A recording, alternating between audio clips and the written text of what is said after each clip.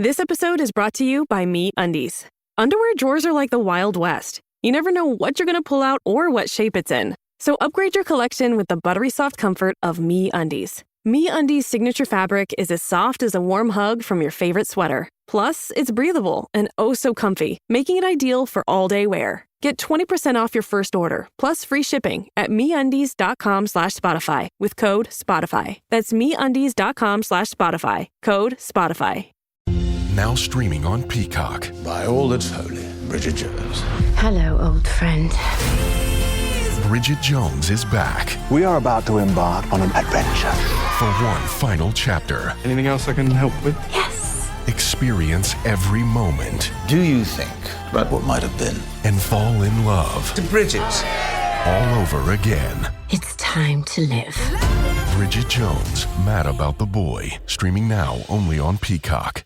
She flowing in that cash talk. Walk in the booth like Naomi on the catwalk. And tell them bitches whoop whoop from the Jaguar. It ain't even right though. Push me and I might go. She ain't getting money. I'm like, what the fuck the hype for? When them bitches bite flow, make my appetite go. Poof, gone, voila, magic. Looking mad good just to pull up on them rampant. Welcome back to another episode of Unhinged and Immoral. I am Mecca. And I am Jamila.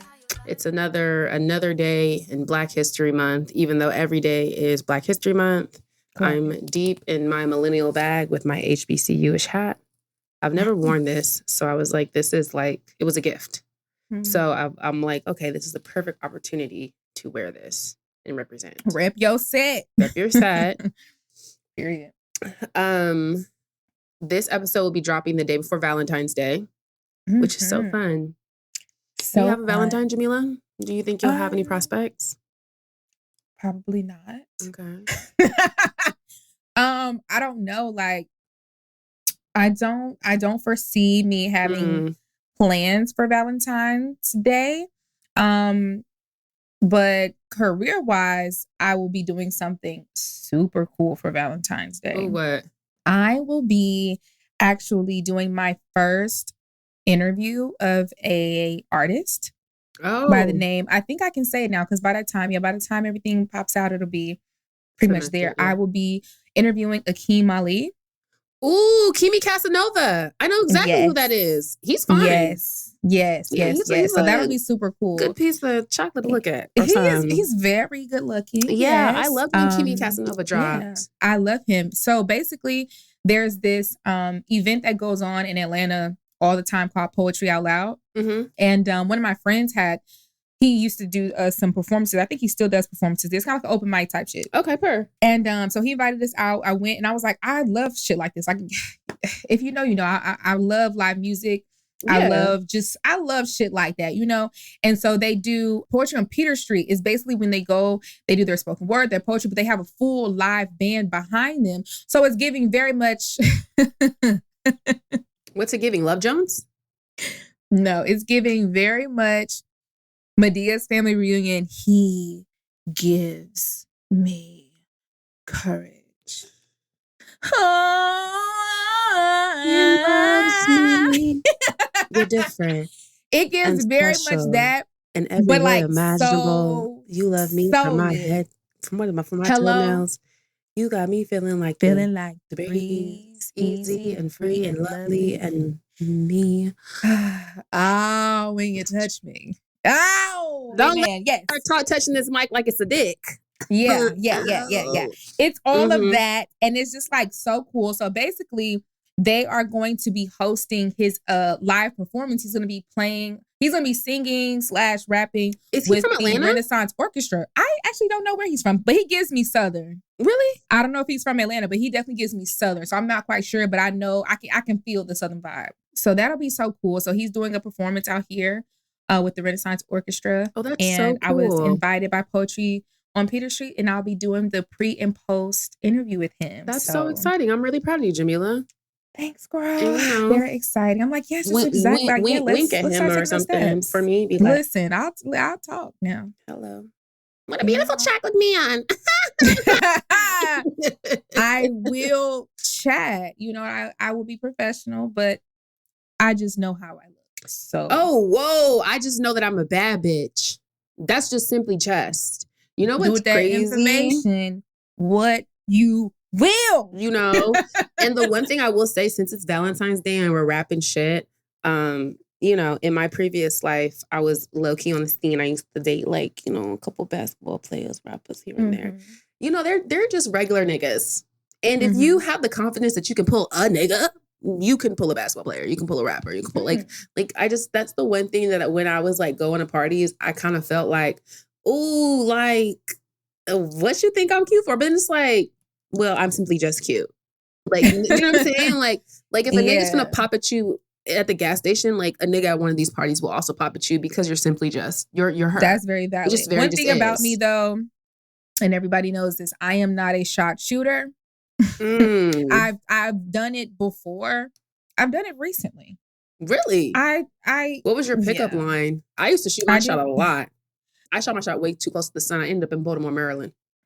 Yeah, that's crazy. I mean, I don't really have pickup lines, and that's the issue. Like, I don't know what to say. I actually get a lot of people just don't realize that I'm just so shy. I'm just a shy girl. I'm just a little That's girl. a fucking shy. lie.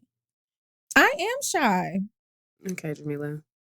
Because Jamila the type, all a nigga, so this is Why what does this nobody believes So me? this is the thing. When Jamila says she don't have to shoot her shot, all you have to do, once you make it clear you like Jamila though, she gonna be, because I've seen it with my own eyes. We'll be in the club, a nigga will approach, and all of a sudden that's her boyfriend for the night. It'd be like, there's a hell of niggas. Well, you have to approach.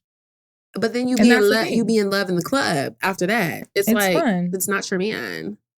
No, it's fun. It's fun. I am a product of the early 2000s club scene where you were not in the club in the early 2000s. You were watching the movies. But guess what? What? I'm taking that back. And I'm living out my dreams. Okay. I am going to live out my delusion dreams. I don't give a fuck. This is my life. Yeah, no. It's fun. And I don't know. I feel like, and this is something that I wish boys would do more often. I'm very much like, if I'm talking to you, if I'm dating you, if I'm spending time with you, if I'm on a date with you, you are going to feel like you're my nigga. Like, I'm going to have a good time. Absolutely. I'm going to play into it. I feel like some men feel this need to like try to humble a bitch and be like, let me not do too much and she gonna feel like da. Oh, nigga, I hate please. That. Especially like the older we get. Like, one thing about me, I'm gonna take a picture. Hello? Baby, we could take Like, let's just take a take professionally. People trying to definitely take a camera. picture. No, Like, am I gonna post it? No, but like you as my boyfriend right now. Hello, like let's flirt. We go together. I'm very much a flirty individual. And it's interesting because as flirty of an individual as I am, it does not translate when I'm like out because like I said, contrary to what Mecca says, don't believe anything Mecca says. She's an Aries. What is, nigga, you're a Gemini. You're literally a Gemini. Your sign is known for lying. No. We don't lie. Well, we don't lie. You just lied about not lying. I am a truth teller. I am a knower of all. Okay. So anyways, contrary to what Mecca says, I am a shy individual and I don't like to talk to men.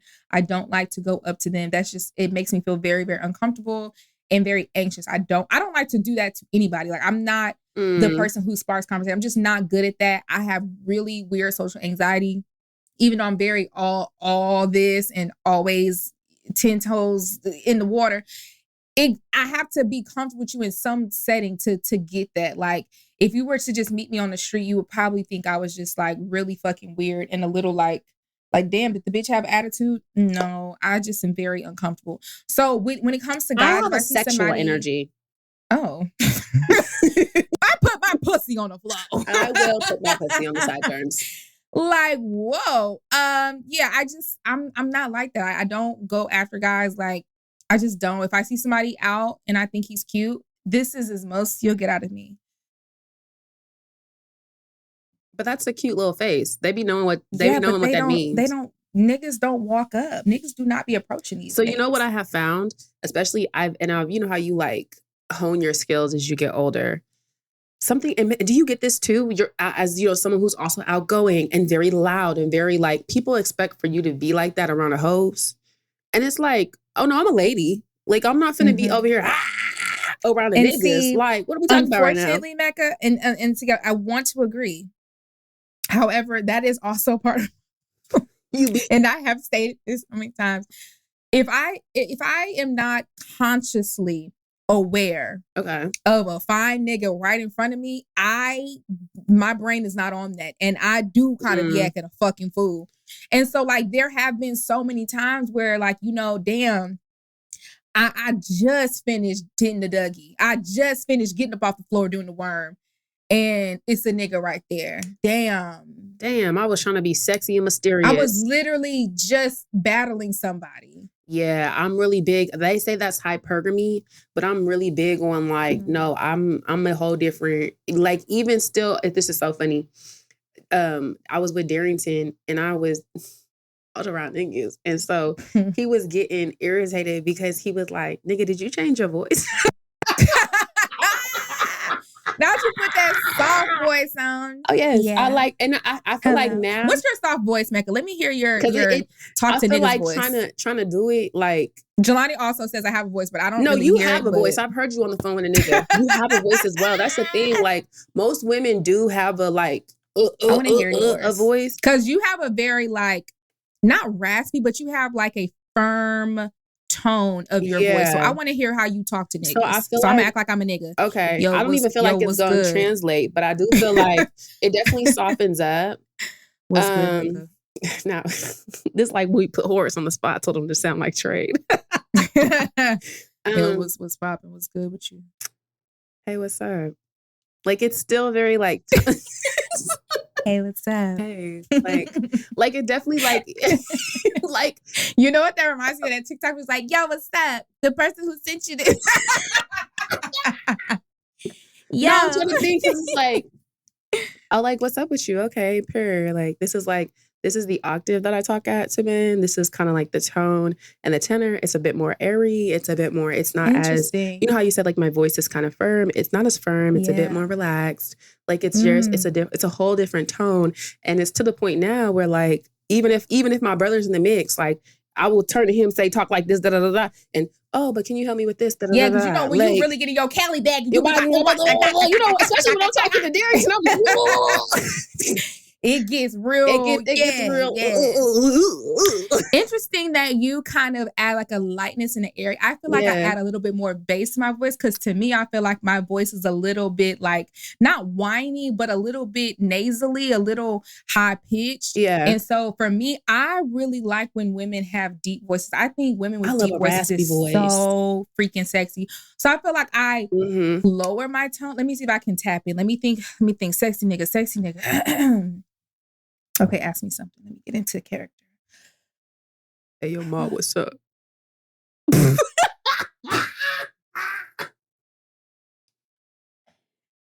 I simply was unprepared. Okay, let me get into character. Hold on. Okay. I think you're real beautiful. Thank you. You're cool too. Thank you. You're cool too. Yeah. You got a man? No. You got a girl? Yeah. Yeah, but you know, she know we don't have no titles. I feel like I just, try to put like it's just really soft. Like I don't know. It's soft, but it's like okay. So but you see how like your go-to is to lower the volume. As a loud lady, you're lowering the volume. Yeah, I try. I'm so demure. Like it's a very like you get a demureness, like for sure. It's. I'm just a lady. I'm just a girl who you find attractive, and I'm trying to put on my voice and just. Until I get to laughing. But mind you, most niggas aren't funny, so I never give a good hearty laugh anyway. It's usually oh, that's low key. It just be like that's I want to fuck laugh. Like you're not unless I yeah, I was gonna say my real life is quite ugly. People know that. You'll know when I'm really laughing. Like it's not been. I'm trying to think of my Rolodex of niggas. It ain't been many niggas that I found funny, to be honest with you. It's been, maybe 3. Yeah. Maybe. I don't really date funny niggas. I date like quieter niggas, you feel me, who like, I'm the funny one. So I'm not saying that like they don't make me laugh, but it's not like how it's not like a daring, like how the girls who would date Darrington are like, oh my God, he's so fucking funny. Like I feel like two loud ass funny motherfuckers, that's obnoxious. And that's exactly what I want. Oh, well. That's exactly because what I do be getting overstimulated with a whole bunch of noise. You do. So it's like, I don't think my man could be like that, because I'll be like, please. Mm-hmm. I feel but like as you know, like Jelani. As a loud, funny individual, you know that it's like we do so much, and then we're just like, doom. Yeah. It's like nothing. Like, so like there's peaks and valleys and stuff. And so Yeah. I feel like if I date somebody seriously who's similar in that way, it's just making sure our peaks and valleys are aligned. And then I feel like it'll be cool. But I mean, I definitely, when I'm interested in a guy, like, humor is really huge for me. Because on one end, I need you to be funny. But on the other end, which I think is more important, is I need you to think that I'm funny. Because my humor is different. My humor is so, like, I want to be able to say anything. And I don't want you to be like, wait, what? Oh, never mind. Yeah, I don't have the same humor with niggas, honestly. Yeah. Like, and I've been told that by, I think it wasn't necessarily an issue. It's not an issue now, but I think since I am so present on like social media, it's like people who know me come into the situation kind of knowing like, oh, she's funny. And then I begin around a nigga and it's like, it's still funny, but like my humor around men is way more dry. Do you get what I'm saying? Like it's a dry ass humor. Like, the way that even my voice and like and it's not even on purpose. I think you naturally do change, but I'm not. I more so say slick shit, and I do that now. I do that naturally. Like I'll say something that's off the wall, but I'll say it with a straight face. Versus like if I'm with my homegirls, I'm saying it, we cracking them, slapping knees. Like I'll say it with a straight face, and then.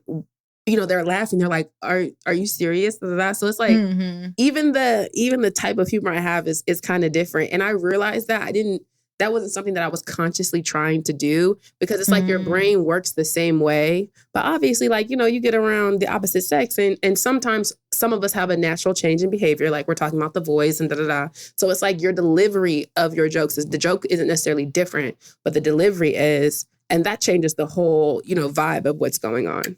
I can see that for sure. We're going to take a break. Good night, itchy eyes. Good night, sudden sneeze. Good night to your symptoms of allergies. Xyzal is the allergy medicine you take before bed. It provides powerful relief while you rest your head. Not just all night, but all the next day. Xyzal keeps working, keeping allergies at bay. And without those annoying symptoms disturbing your rest, you can wake up the next morning feeling your absolute best. Remember, be wise all. Take Xyzal at night. This episode is brought to you by LifeLock. During tax season, your personal info travels to a lot of places. Between payroll, your tax consultant, and the IRS. If your W-2 gets exposed, that's just the ticket for identity thieves. That's why LifeLock monitors millions of data points every second. If your identity is stolen, they'll fix it guaranteed or your money back. Don't let identity thieves take you for a ride. Save up to 40% your first year. Visit LifeLock.com/podcast. Terms apply. And we're back. I guess for me, also, sometimes I tone it down and up depending on the vibe of the guy. Because I've definitely been around a guy where I feel like you don't seem like you're gonna get my whole thing. So I just dial myself back because I'm like, I just know if I was to be on 10 right now, you would like get in your shell and they would like recoil. And I don't know if that, now like thinking about it out loud is like, that sounds crazy because like you should be your full authentic self. And that's why I try not to like not do all of that shit. Like whenever guys are around, I still try to just be who I am, because at the end of the day, like if a nigga is going to be with me, you have to understand that that's like, this is genuinely who I am. And that cute shit gonna wear off.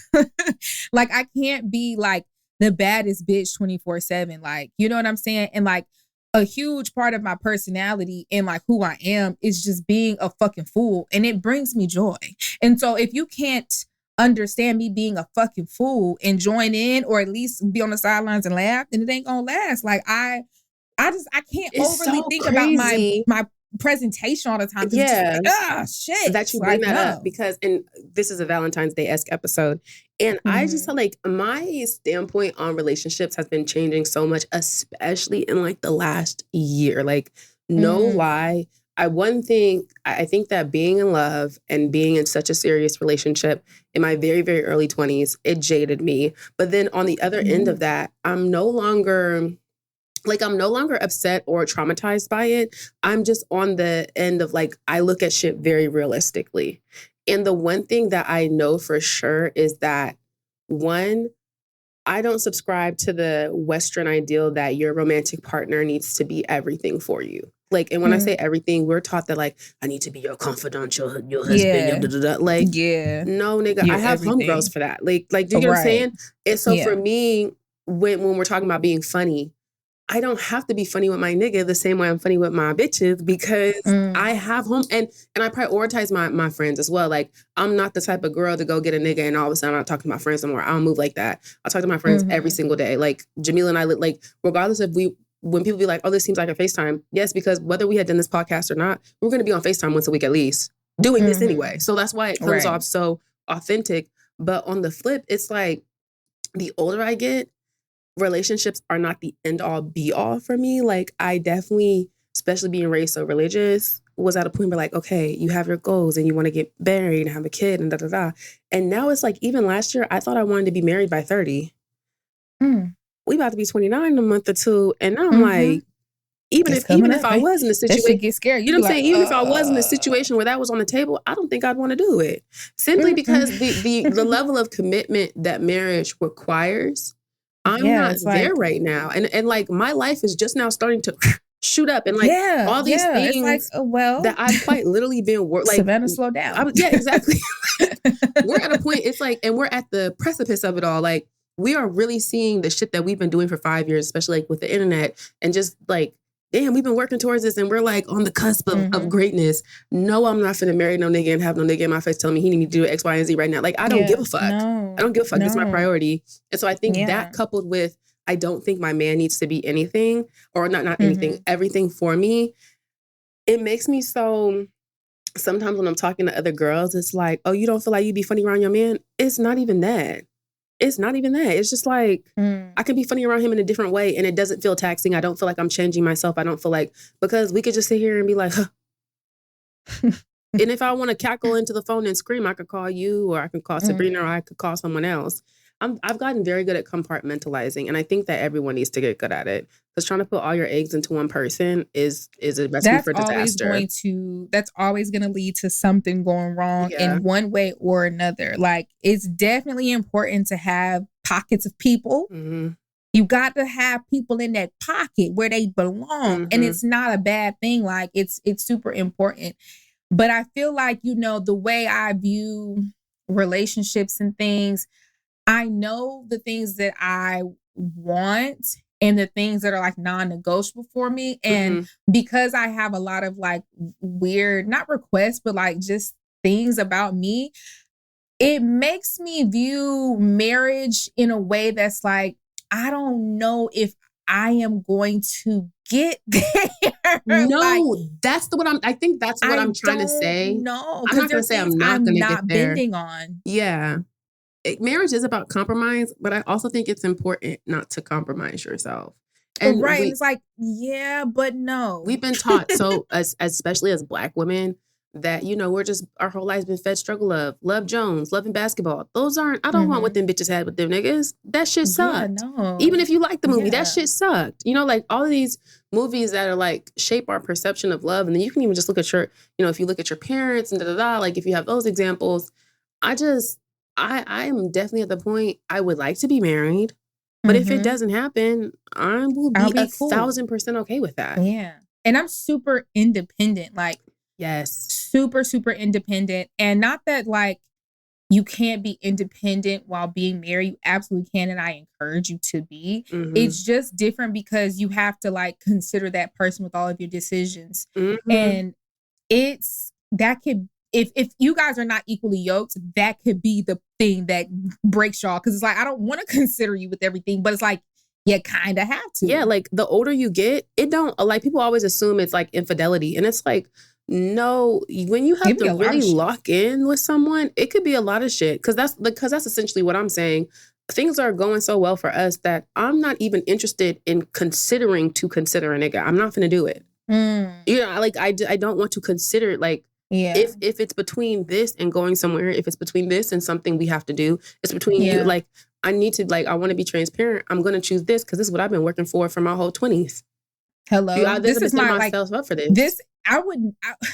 One thing I will never do and have never done, no matter how down bad I was in a relationship or out, I will never let a nigga get in between me and my career. This means everything to me. Like, the shit that I want to do with my career has been in writing, have been in vision since I was a little girl. Fuck you if you think you finna get in between me and that stage, nigga. Fuck you. I am not, hell no. And like, I don't understand how sometimes the women who date bum ass niggas allow them to be pulled down in that way.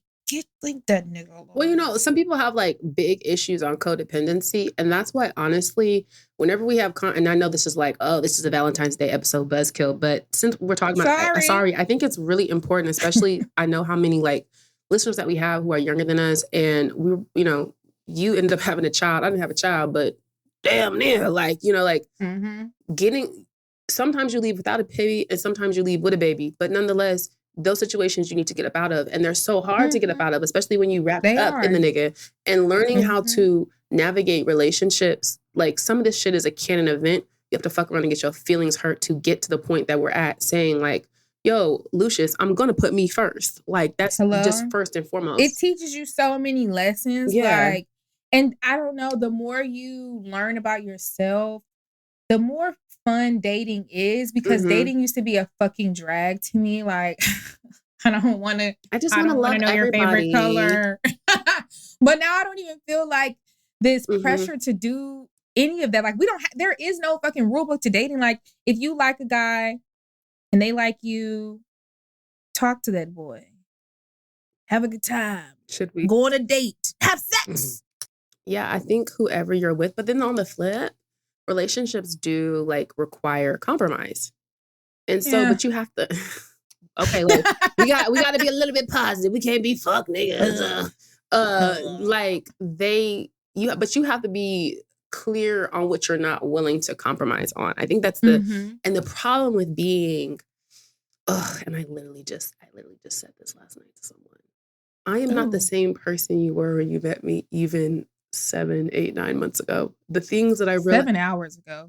The things that I realize that I want now is not necessarily what I wanted when I met you. And I'm not trying to play with you or anything like that. But I am evolving, and I'm evolving in a way like, you know, finna be 29, going into 30, like my priorities, and even looking at like, okay, little mom's was living with me, but now she's not. I don't even feel the need. Like, before she came to live with me, it's like, oh, I need to have a baby. Oh, well, get a man, have a baby. I already had that experience. Like, I had an instant noodle, like, top ramen baby handed to me. So I've experienced that. Now I'm really not pressed. Like, I'm not pressed to experience that. And so where my priorities lie and where I see myself in 5 years is not where I saw myself in 5 years this time last year. So I think So what are your non-compromises? For right what now, are things that you're not? I feel like, what things are you not compromising on? I don't need a man if he's not adding anything, and I hate to, like, and I don't even mean just like materialism. I do mean material. I do mean material. Okay, I do mean, and you can call me a gold digger if you want to. But but the thing is, I take care of myself. Like, I pay all my bills independently. I also help my parents. Like, I'm doing very well solo dolo. So I can't. Our listener letter last week, I can't imagine living with a nigga and he not adding nothing. Bitch, what you here for? Because I could do this by myself. So that's number one. But number two, are you making my life easier? Like, right now I have Flex. And so it's like, can you help me dog sit? Or can you go check on my house? Or like, we're at the point where we're like traveling. We're trying to plan a live show. We're doing X, Y, and Z. We're going to Mardi Gras. Like, I need someone around me right now who's going to be like supportive all around. And maybe, and I'm willing, you know, to also be supportive in the ways that you require me to. But I'm also okay with being like, maybe I can't be supportive in that way to you right now. Is that a non-negotiable for you? And if it is, I'm okay with us not talking anymore. I'm cool with that. And I feel like that's the difference between Mecca at almost 29 and Mecca at 24. Because if that was a non-negotiable, I'd be so scared to like lose a nigga. Like, you know, when you're wrapped up with niggas, you're so scared to lose your nigga. Could never be scared to lose a nigga. Listen, you can. That's the one thing you learn. You can never be scared to let people go, let people walk away, and it don't have to be no hard feelings. It could just simply be like, listen, this. I don't want to. I don't want to make you compromise yourself, and I'm for damn sure not compromising me. So there's no. If one of us is going to have to be compromised in this situation, this doesn't need to be a situation. And I'm not saying that because fuck you, but I'm saying that because I care. I don't want you to resent me because I'm over here doing, and I don't want shit like that thrown back in my face. You know, like it's a lot of moving parts. So you just have to be very clear on your boundaries. Yes. But again, willing to compromise on things that might not be such a big deal. You know? Okay. T. What about you? So I feel like present day, some of my non-negotiables are you must be flexible. In every sense of the word, because my schedule is not fixed. It's not a fixed schedule. It is very kind of touch and go. Shit has been busy around these parts, and I need you to be flexible with that. You know what I'm saying? But I also need you to be ready to go because the moment I have free time, you like, where's my nigga? You gotta be ready, like. So I don't know, maybe a nigga gotta have a fixed schedule. I'm being a little funny, but like, no, like, you know, at some point we gotta link up. So it's like, I need my back beaten at some point in time. I'm just saying I'm not available every night per se. Like, I need you to be secure, and that security is super, super important because one thing I will never entertain again is an insecure ass nigga. I cannot deal with that shit.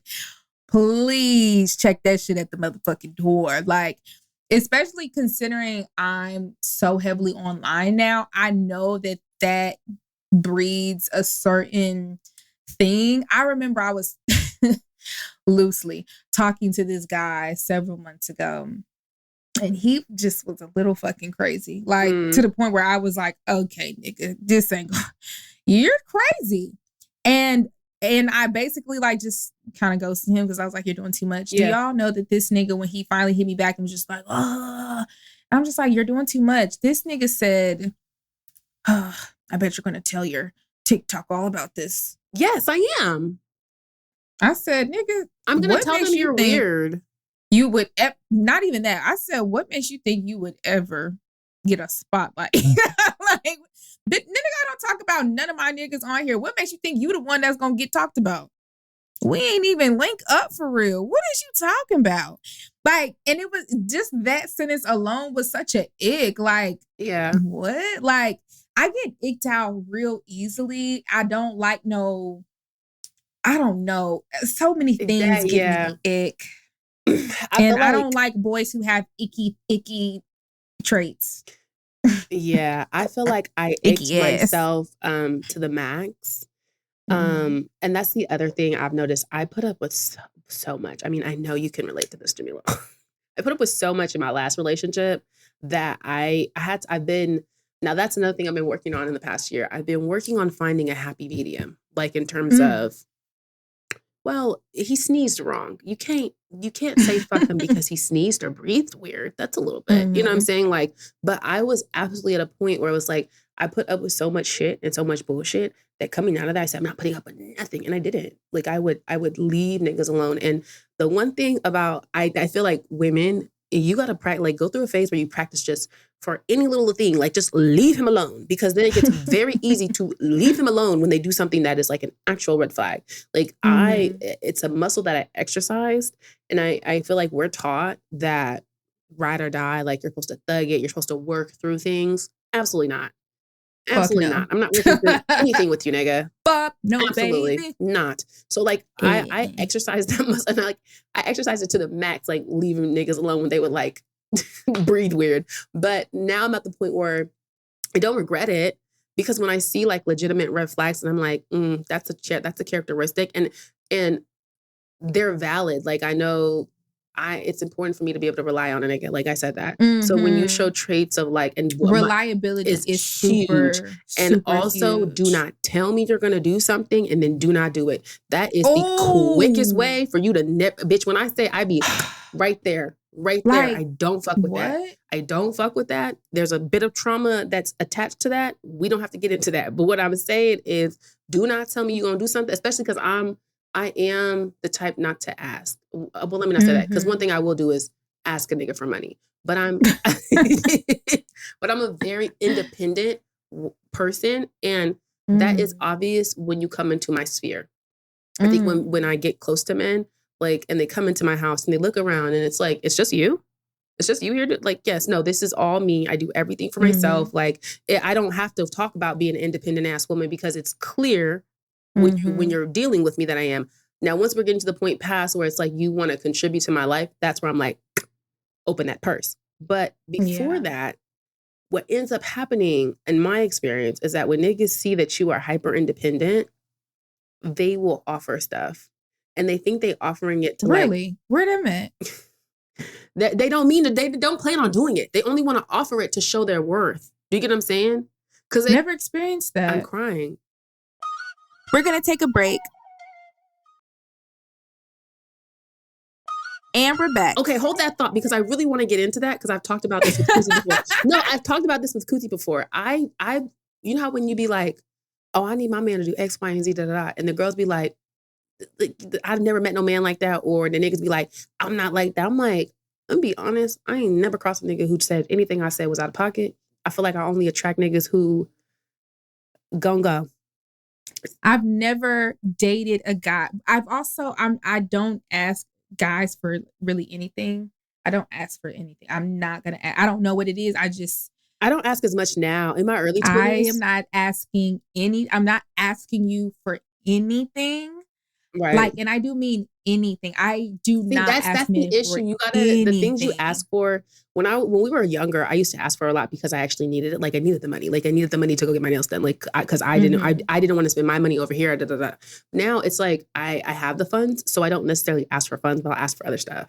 Like, can you come help me do this? Can you take flex here? Da, da, da. Can you do X, Y, and Z? Like I'm big on asking because I feel like when like a person's willingness, and this can be man, women, they, them, a person's willingness to like tap in and help you out shows what type of person they are, type of partner they potentially will be. And there are little tests that like the older we get, I've learned that's something I absolutely do. Like, can you please help me do this? And this is not like a monetary thing. It's something kind of where you got to show up.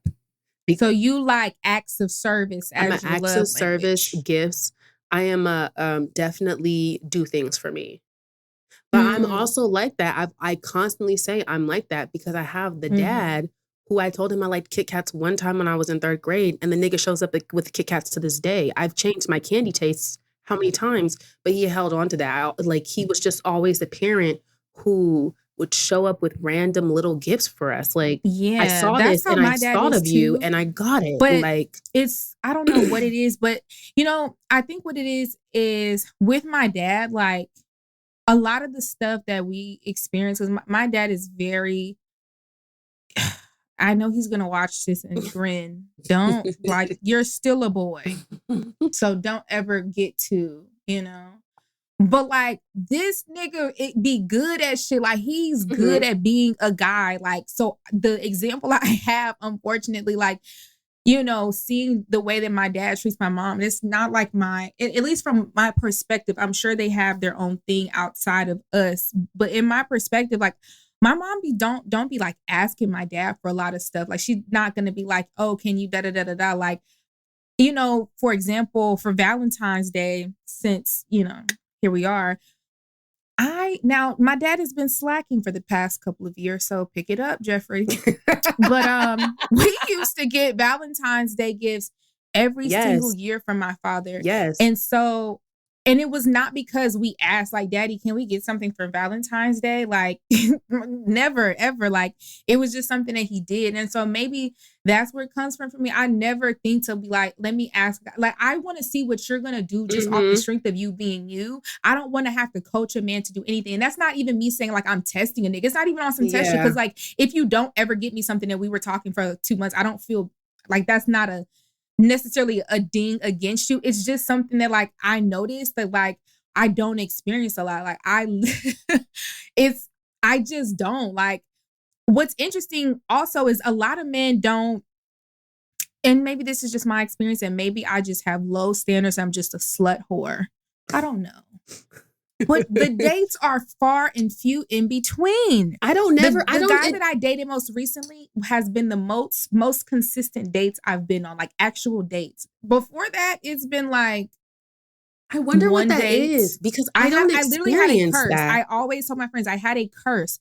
I could never get to a second date. Oh, and really? I mean a date. Not obviously. I could, link up a couple times, or I would see you more than when once. you but as far when you as message dates, people, or like when you're meeting, do you suggest spots? Because me and Kusi have literally had this conversation on live. Like some of these problems that I hear is like, and it was funny because Kusi is my best friend. She's Ghanaian and she's a dark-skinned woman, right? So we were on live talking about this same thing, and I was saying what I'm saying to you, Jamila. I've never had this issue. Like I be getting took on dates and everything, da da da. And so then they started to try and make it a colorism thing. And she was like, well, hold on.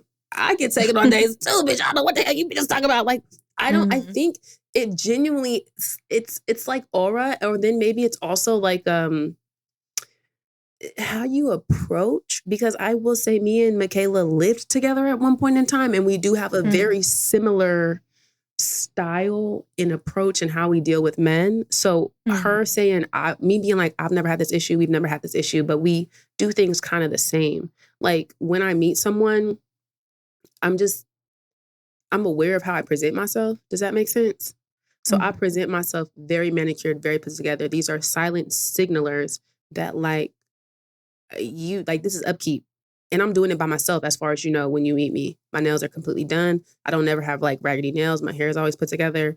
So when I'm suggesting dates and date night spots, and it's like, I guess Joey Uptown, you shouldn't be too shocked. I mean, I feel like it's the same over here. I'm very like, I'm exactly who I am, if that makes sense. So if you look at my Instagram, like that's pretty much what you're gonna get, type shit. I'm very well put together, all of the things. I come with a lot of suggestions because I'm very much into doing stuff, like activities even with my friends. Like I'm into just doing stuff. Like I want to go, I suggest things all the time. But I think what typically happens is men feel like they got to get the first date out the way to say that they did it, and then they want to immediately fast forward to like that comfort level. I don't let them do that. Maybe that's what it is. Maybe that's what it is. And it's like, no, I don't. I know Kusi's like this too. I don't make niggas feel comfortable very quickly. Does that make sense? Like how like exactly what you said. Maybe that is literally it. Because I know for sure. But I'm trying to figure out what is making a guy feel comfortable or making them feel uncomfortable. I just feel like I cannot rewire my brain to do anything other than what it's already good to do. Like I don't know if that makes sense, but like I cannot do all of these like games or like I'm gonna say this thing to get this reaction. I'm gonna do this thing. It's not necessarily that. Simply just be me. Like, and if you meet me where you show me who you are, and I can only show you who I am. I cannot fathom like I just am not conscious. I cannot make myself be conscious in the way of like, oh, I have to do this or I have to. But it's not necessarily that, Jamila. Like, it's kind of like I don't know you like that, nigga. Like I was say, it's like you trying, but because I get what you're saying. Niggas will take you on one date and then want to take the mind you, we just met. You took me on a date. The comfortability level is at 5, and now after the date, you want to take the comfortability level to 27, and that and within a 24-hour span. That's not how it works, and I'm not going to sit here and act like that's how it works. So when niggas start getting too friendly, too comfortable, it's like it's not like you be like nigga relax, but you be doing stuff to let them know like. I don't know you like that. Like, I don't know. And maybe that's like the bit of the aggressive Aries energy in me. Like I just naturally check that shit immediately. Like, oh no. Like, you know how they'll be like, this is so cliche and a classic. And I will say, niggas don't do it as much now that I'm older. But what you about to do? I'm about to get in the shower without me. Yeah. Oh God. I'm about to get in the shower. Like I will like I will always check it. Like, you know what I'm saying? Like, oh no, you wanted to get into sexual innuendos? Absolutely not. I don't, and that's another thing. I don't talk to niggas sexually. I think when guys talk sexually before you, yes, especially before you've ever even done anything I don't sexually, do that. I am so turned terrified off. of Please. it. Like, please. What? Like, no. What? Like, what did you just say? Like, nigga, we ain't even kissed and you talk about what? Like, there was this guy I had met out. This was the scariest shit I've ever encountered, bro. I was like, I don't think that was like the most forward shit I've ever experienced. I met him out at some place I had went to. I thought he was cute. He came up, we exchanged numbers. I'm like, okay, cool. Like, you know, we'll hit each other up, whatever. So fast forward to like maybe a week later, he starts hitting me up. You know, we were having very casual conversation, nothing really extreme, just like a little kiki here and there. Not even a kiki, child, just a little one too. And one day I saw that he was FaceTiming me and I was just like, but you know, like, I don't mind random FaceTimes. Let me say that. I don't either. I'll random answer. FaceTime. That's my problem. I live for a major, random FaceTime. But for me, our conversation via texting was not interesting enough for me to care. Like, I was not interested. I was not stimulated. Like, it was nothing. So when I saw that he was FaceTiming me, I didn't care to answer. So I just ignored it. And then the next day I was just like, oh, my bad. I was asleep. You know, just a casual lie. I don't even be lying. He said, oh yeah, I was trying to eat that last night. What? Never responded. Are you shitting me? Mind you, we have barely even talked, nigga. That was the first time calling me, and you said mind you, I'm thinking in my head, maybe he was drunk last night, but then for you to sober up the next morning and still feel the need to send me that text message, you are a predator. You're scaring me. You know what? I give real Kamala Harris vibes in the first 3 months. I'm not gonna lie. You are, but you're just very strict in general. I'm a strict lady. I really, and I think it goes back to what I was saying earlier about compartmentalizing and not being afraid to leave niggas alone. Like if it's not giving, if I'm not feeling the conversation, I'm good on this. I feel that. I definitely am. If you do something that I don't like, or if I feel like we don't have compatibility, I have no issue with leaving it by the wayside. But I would not classify myself as strict. I really wouldn't, because I know myself. Like, I'm gonna enjoy you in the moment. Like I said, like we don't have to like do all like this. I just can't. Like, I don't feel like you should try and do, like, I feel like what I'm saying, it should feel natural. That's not, you should not have to like, I don't want to force yourself. But what I am saying though is that the moment, how do I say this? When you first start enforcing boundaries, it doesn't necessarily feel natural in the first, well, no, I have boundaries. No, I'm not saying you don't have boundaries. You said, bitch, please. No. You said this bitch is but you said like you want it to feel natural. And the thing is, if you've been to therapy, like enforcing boundaries and changing behavior is not going to feel natural at first. And I just know, like, it's obviously been like a culmination and very slow process, but being able to be like, no. And I don't talk to niggas who it's like, if it's only been like a couple weeks, I'm not burdened by the fact that, oh my God, he's so cute. Oh my God, I really like him. Like, I don't feel those things. Like, obviously if we hang out and it's a good date, like me and you both know I'm a good time girl. Like, I'll make you feel like my boyfriend right there. Like, I'm also not a person who's on the dates awkward. That's also why it do be kind of funny. Yeah, I'm going to have a good time. I'm going to have a good time. And I feel like I take everything day by day. I try not to think too far in the future. And I think maybe that's why I'm just kind of like, I just don't have all these crazy expectations because I don't know what tomorrow's going to be like. Today was a good day. Because I feel like the stricter you are, life is easier. And also being strict, that's only going to lead to the men or partners in your life who's supposed to be there, because you haven't folded on yourself. The one thing I've learned about is every time I've folded on my own boundaries, it only ended up hurting me. For sure. Boundaries are very important. And I have my boundaries that I feel like are not, I want to say strict. They're just there that I stand firm in, and I just don't bend on those things. But beyond that, like I said, I just take every day as a new day. Dating like, is I don't weird know though. if I'm going to be talking to you next Yeah. week. So like today we're cool. Like, and I'll take it as that. Like today we cool. Nothing has happened for me to not like you. I still think you're cute. Let's check in tomorrow. Because tomorrow I could not think you're cute anymore. So let's enjoy today. Okay. I know you get bored easy and not thinking somebody's cute.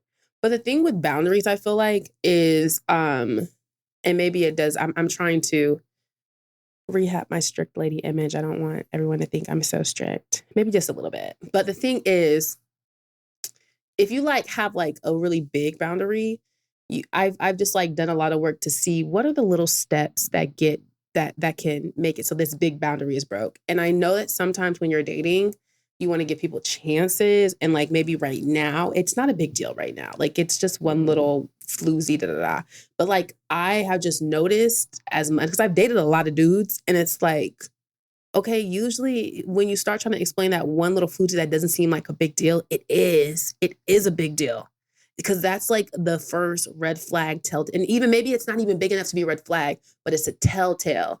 It's a precursor, it's foreshadowing. And so often you don't have to stop talking to them in that exact moment, but I do think you need to take note. And so when I say I'm strict and I'm just like, no, that first time I'm taking note, and this next time I see it, it's clipped.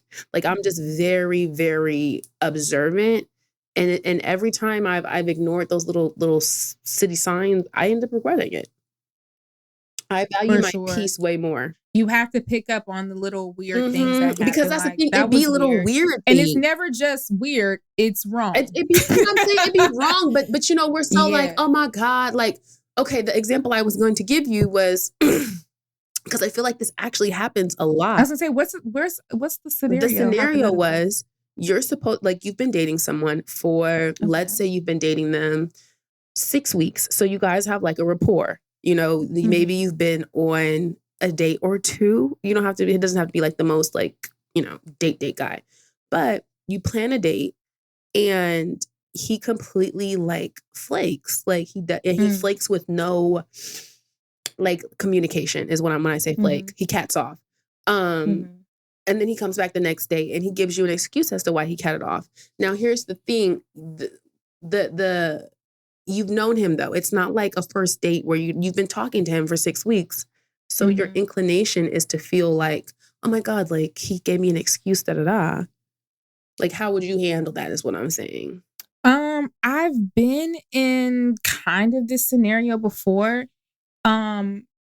I am a listen first, act second. I try to like let me assess the situation. Not to say that I just let excuses fly, but like I'll hear you out. I'll hear you out. And but being flaked on to me is a really, really no-go. Like no. And there's a difference between like something came up and I just flaked. Because if something came up, you typically would say it when it's coming up, not the next. And that's how you know somebody's lying. I had this guy that I was talking to for a little bit, and we had planned a date, and I'm getting ready for the date and everything. I text him like, hey, like, you're going to be here at this time. No response. Never got a response. So I just ended up, me and Jelani went out. And then the next day he tried to hit me up. I was just like, nah, I'm good. Like, that was weird. He said his cousin had died. And in that moment, like, especially considering that time when that had happened, it was a lot going on. I was trying to be empathetic because it's like, damn, I mean, if my cousin had just died, would I be thinking about a date that I was supposed to go on? Probably not. So I was trying to be empathetic and understanding. And so I was like, you know, I understand, like, whatever. I tried to let it go. He ended up scheduling it for like a couple weeks out, and the same exact shit happened. I said, damn, not your cousin died twice. And I stopped talking to him from there. Like, you don't get to, no, you're not going to just keep, and I don't, there's some things I don't fuck with. Mm-hmm. Yeah, like wasting my time is going to piss me off because I don't, and being super late and shit like that. I don't like when people are really late. I don't like people wasting my time. Mm-hmm. I am very, very anal about shit like that because things do come up, and if we have to reschedule, we can. That's fine. Like, hey, something came up today. Can we da? But make a plan. Since if you're in the wrong, nigga, make a plan to correct it, nigga. We're gonna take a break. And we're back. I have to be honest. I wouldn't have even given him the second day, and that's where Miss Jerk bitch.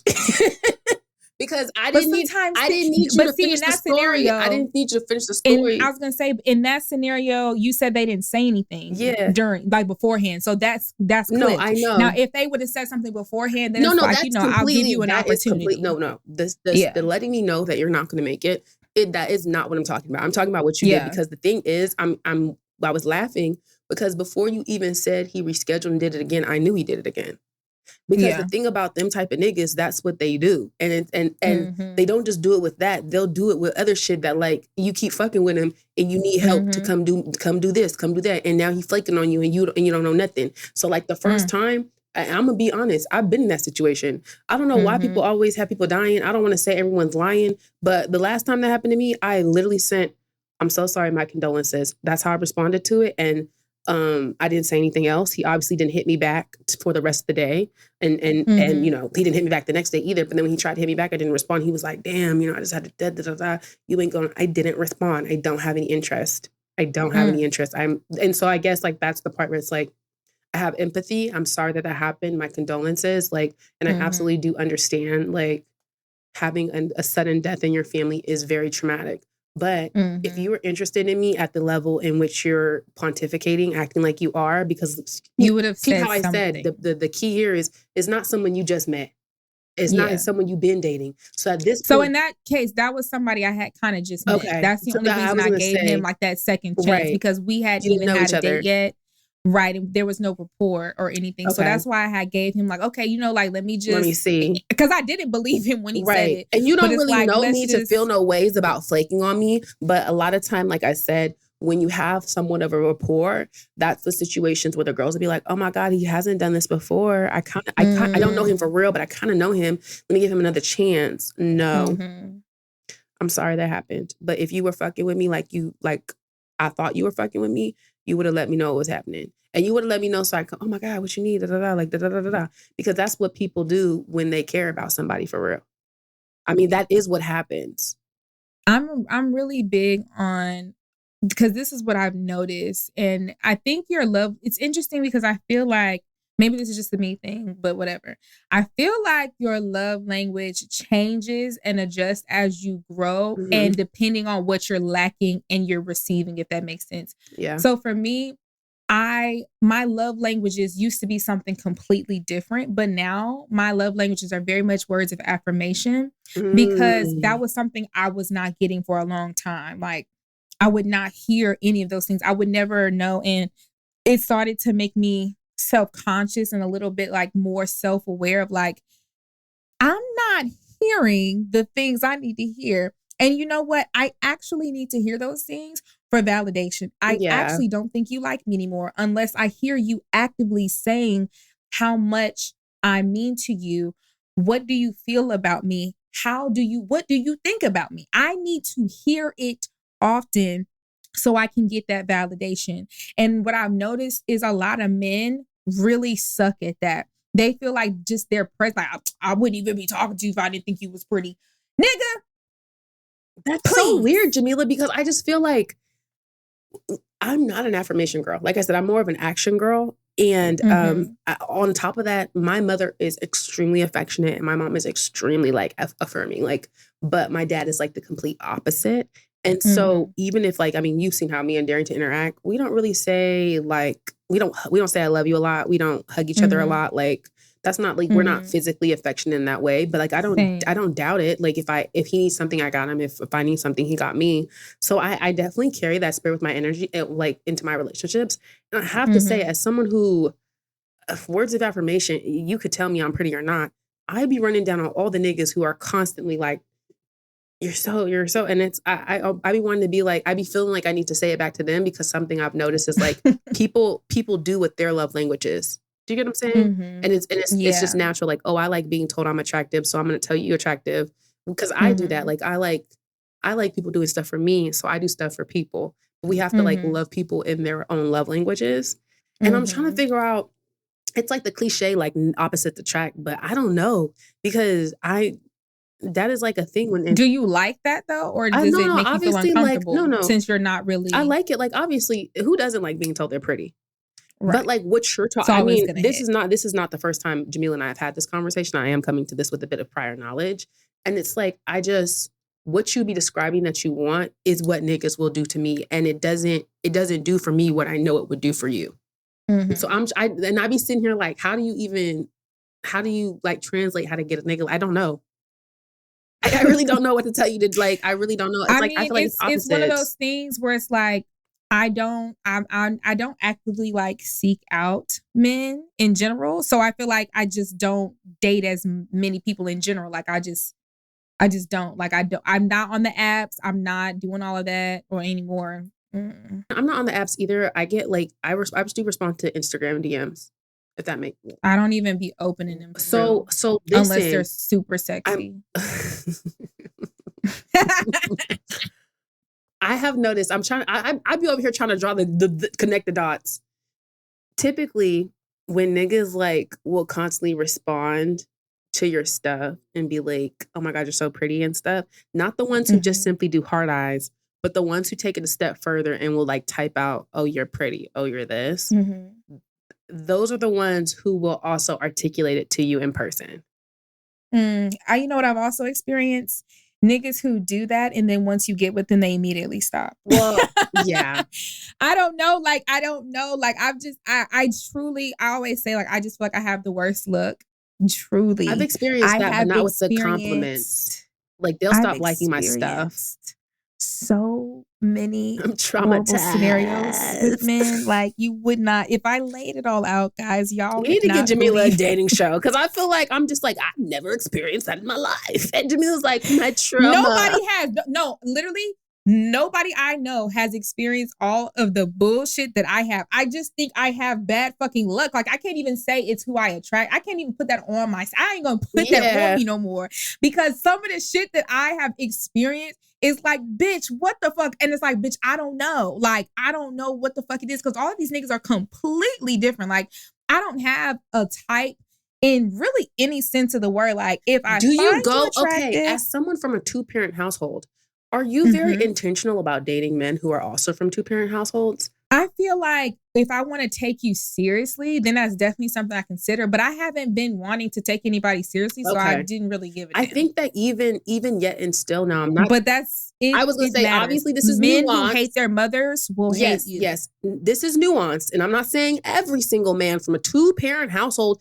is the one for you. However, would you say, however, something I have noticed is when you run down on a man like Jeffrey, who has a daddy like Jeffrey Bell, who has a daddy who handled business, even if they are not wanting you, they will still come across like they're handling business. And I say that to say, I have myself dated and seen my homegirls date guys who like they had really good fathers. They watch their fathers treat their mothers very well. And so they naturally treat women in general very well. And so sometimes that can even cause confusion. And does he really like me? Because you're not used to getting treated very well. When in fact, this nigga doesn't even like you like that. He's just decent and you're not used to decent niggas. So that happens a lot. It happens a lot. With the couples that I know that are engaged or married or pretty much about there, all of the men have, if their parents are not still together, their father was very present in their life. They have both parents in their life, or their parents are still together. I see that so often. There's just simply you can simply go on Twitter pipeline. and see the niggas who talk about their, mind you, their mothers did everything for them. They still blame the fact that their daddies didn't want them on their goddamn mamas. That shit is crazy as fuck. Their mother. Bitch, I don't give a damn what nobody says. I don't give a damn what nobody says. There is absolutely a correlation. How you mad at your mama because your daddy left? When that nigga said that shit on Twitter, I said, bitch, are you stupid? You fuck ass nigga. That's why your mama should have beat you a little bit more with your dumb ass. God damn. Mind you, Jamila don't believe in whoopings. I don't even believe in whoopings, but you need your fucking ass whooped with your big blockhead ass. Yeah, no, there's a your correlation. Fucking mama because your daddy a deadbeat. And those are questions that I absolutely ask. Maybe that's it though, because those are questions I ask. I'm like, oh, like what's your relationship with your dad like? I also do be making it clear, like, I have a father. I'm big on that. I'm not fatherless. Because I do be feeling like, mind you, it's not funny. I'm light and daring to spot up. Just know that niggas, they absolutely notice when you move like you don't have a daddy. And they're aware. They're aware. Just, baby, you think they aren't sharp on your situation. They know. You don't never have to tell them. Preying on it. You don't never have to tell them your dad wasn't in your life. They can tell. They smell blood in the water. Okay, so I carry it like, do you have a father? Because I do. Yeah, and it's funny because I was talking to this one guy and I had said something so casually like, oh yeah, I was just gonna get my daddy to like look at it or something like that. And nigga thought he was so funny, and I'm like, what? Oh, your daddy? Yeah. Yeah, I have a dad. Yes. What? And it just reminded me 3 years ago. That was one of the other TikToks that have made it over to Twitter, and the niggas were so mad because I had a roster and I was talking to niggas and I had to move, and I asked all 3 of the niggas I was talking to come help me move, and none of them. Now, mind you, I didn't say this in the video. I was only fucking one of them, and I wasn't, like I was only fucking one. It made it seem like I was fucking all 3, but I asked all 3 to come help me move because, I was talking and dealing with them, and all 3 of them didn't. And what did I do? I called my dad. My dad sent me the money for the movers, and I immediately stopped talking to them niggas. And it was like, I was just like this whole big thing. Well, it's like, no, but that's the thing. Y'all missed the whole point of that. Y'all missed the whole fucking point as usual. Like this shouldn't even be a question of if you should not be fucking nobody, dealing with no one who you cannot come call in the middle of the night to help you come change your tire, baby. I don't give a damn what nobody say. It's weird, and sometimes I feel like, and this I know is problematic, but say it. Sometimes I genuinely feel like I shouldn't even expect for a guy to operate like my father because that would simply be unfair. Because I know you niggas could never. No, but and that's not even. It's like I'm just so serious. Like y'all just don't understand. Okay, maybe that's the thing. That's the thing. Like, I just don't even expect it because I know you guys could never deliver. Y'all could never be Jeffrey Bell. So why would I expect these niggas to be Jeffrey Bell? That's why you keep ending up with niggas who. Now we get into the rut. But the thing no, it's not. Jamila, listen. Shout out to Jasmine Drake. Jasmine. The expectation is great and all, but I also have to. It's also just niggas. Like y'all have to. You can cast a wide net. Yeah. And I feel like I've casted a wide net. And while I have quote unquote low expectations, it doesn't mean that like I'm just grabbing any and everything and allowing things to happen. Like I still have boundaries. I can still recognize when somebody is not shit or not worth a damn, and I can leave them by the wayside. What I'm saying is a lot of these men just don't have good qualities. Fair enough. And it's just like, it just is what it is. So I lower my expectations because I feel like the expectations, if you have lower expectations, you're not getting your feelings my hurt. Heart's not broken if it doesn't work out. Like I didn't expect it to. Like you're just a boy, and I expect a boy to behave like a boy. Now, obviously, if I had somebody with amazing qualities in front of me, like I'm not stupid. I know how to, do you practice that, non-attachment? Because I think that tying your expectations to like your feelings being hurt, the piece there is like your feelings getting hurt because you expect them to be, to maybe live up to your dad. Like I said, as far as like me being strict or what have you, I can only be Jamila. And if I But you can own, but you're somebody, not even being Jamila for real, because you're not expecting what you naturally would expect of a nigga. Do you get what I'm saying? But expecting it and not receiving it are two different things. No, but what I'm saying is, you're saying you can only be yourself. You had a really good example of a dad who was like, you saw him do all this stuff for your mom. So you're saying you naturally do have these expectations of men, but you yourself are lowering the expectations to meet them where you're at. You're already altering how you're coming into the situation. I mean, I guess I really don't know. It's just like I said, I don't have these expectations for you to be able to uphold the standard that my dad set. But I still want that. You know what I'm saying? Obviously, like I don't and I won't settle. And that's like the point. Like I'm not settling. I'm not just gonna be like, oh well, I guess it's as good as it's gonna get. So what's an example of something that like you expect, like you saw your dad did and you naturally would expect a man to do? The way, let me see. I don't want to get too specific. Yeah, no, that's why I was like, not a specific, but like something really lighthearted, like not serious. Okay, just for example, like the way my mom could say anything.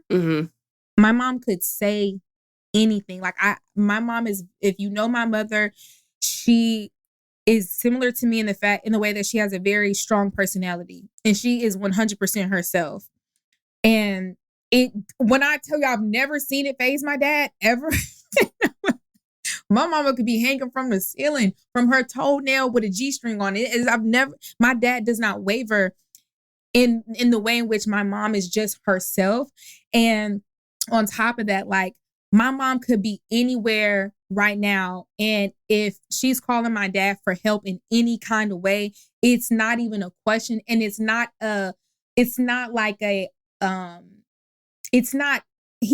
upset about it. Like nothing, like he doesn't get upset at having to help his wife. Like, he's never frustrated with having to step in and help her. Like, cause that's what he wants to do. And because he feels that sense of love and like protection of her. And I'm not even like a super gender rolly type of bitch. And I think a huge part of that is because honestly, when I look at my parents, kind of their gender roles are almost flipped in kind of a way.